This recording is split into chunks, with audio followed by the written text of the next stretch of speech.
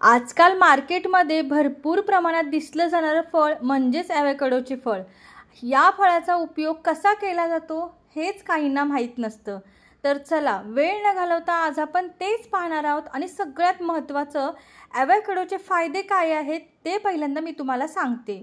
सगळ्यात महत्त्वाचं आपलं संपूर्ण आरोग्य व्यवस्थित ठेवण्याचं काम ॲव्होकॅडो करतं. यामध्ये भरपूर प्रमाणात पोटॅशियम, व्हिटॅमिन के असते. ॲव्होकॅडोचे सेवन केले असता हृदयरोग आणि स्ट्रोकचा धोका सुद्धा कमी होतो. तसेच ॲव्होकॅडोमध्ये मोनोअनसॅच्युरेटेड फॅट्सचं प्रमाण भरपूर प्रमाणात असल्यामुळे कोलेस्ट्रॉलची पातळीसुद्धा कमी राखण्यास मदत करते.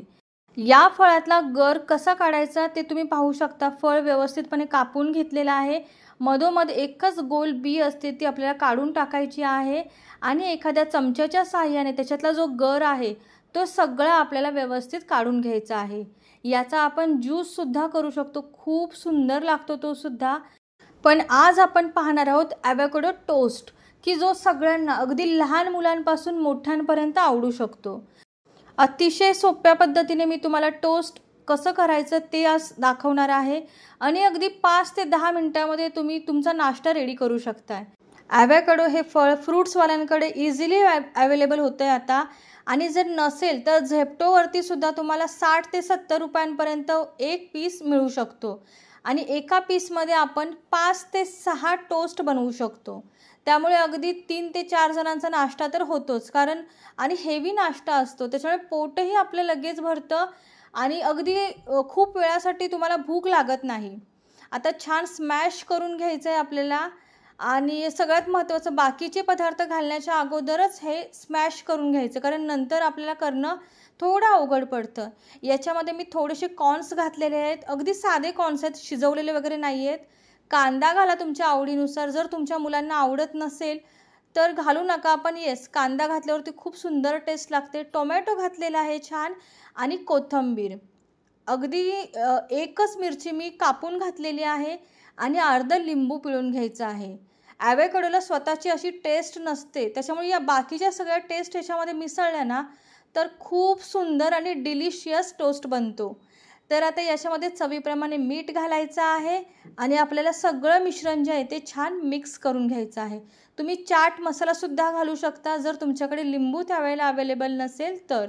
परंतु लिंबाने कसं होतं, सगळं ओरिजिनल आपण घातलेलं आहे, म्हणजे प्रिझर्वेटिव्स काहीच ह्याच्यामध्ये आलेलं नाही आहे. सगळं आहे ते ओरिजिनल. आणि हाताने मी छान मिक्स करून घेते, कारण माझं असं म्हणणं असतं की चमच्याने मिक्स करण्यापेक्षा आपल्या हाताचा जर स्वाद त्याच्यामध्ये उतरला ना तर तो पदार्थ अतिशय सुंदर व्हायला मदत होते. तर आता पाहू शकता मी सगळं छान स्मॅश करून घेतलेलं आहे आणि सगळे पदार्थ छान मिक्स झालेले आहेत. याचा सुगंध पण एवढा सुंदर येतो तर असं वाटत होतं कधी बनवते आणि मी कधी टोस्ट खाते. माझ्या मुलांना तर हे फार आवडतं. आता बघू शकता तुम्ही तव्यावर मी बटर टाकलेलं आहे.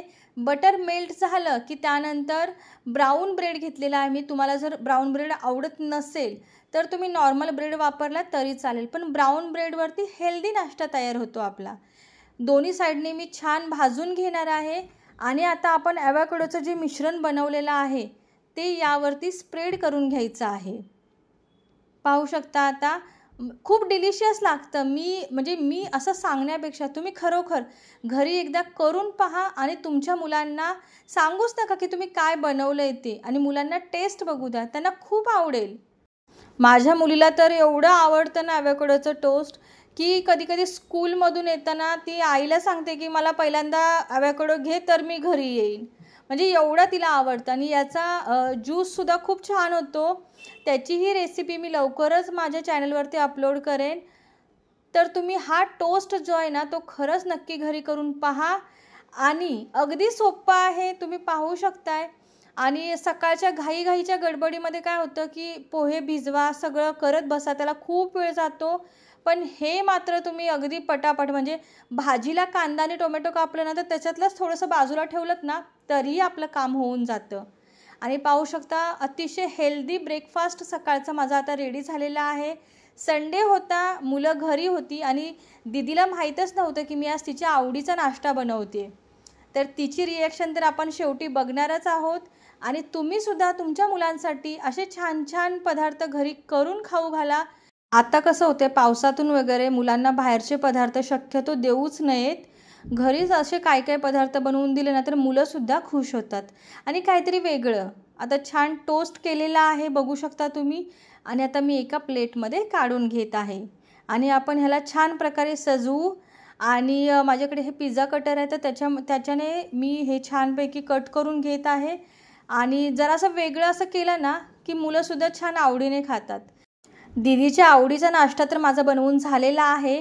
आणि ही रेसिपी जर तुम्हाला आवडली असेल तर नक्कीच लाईक करा, माझ्या व्हिडिओला शेअर करा आणि चॅनलला सबस्क्राईब करायला मात्र विसरू नका. पुन्हा भेटूया नवीन छान छान रेसिपींसह आणि नवीन छान छान ब्लॉगसह आणि इन्फॉर्मेटिव्ह व्हिडिओंसह. तोपर्यंत श्री स्वामी समर्थ. जय जय स्वामी समर्थ.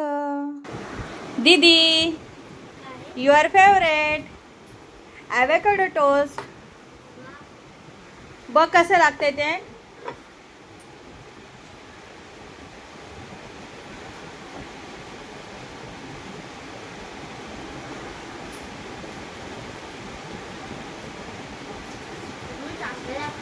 चांगलं लागतंय. आवडलं तुला? नक्की. मग चला फटाफट फिनिश करून टाका.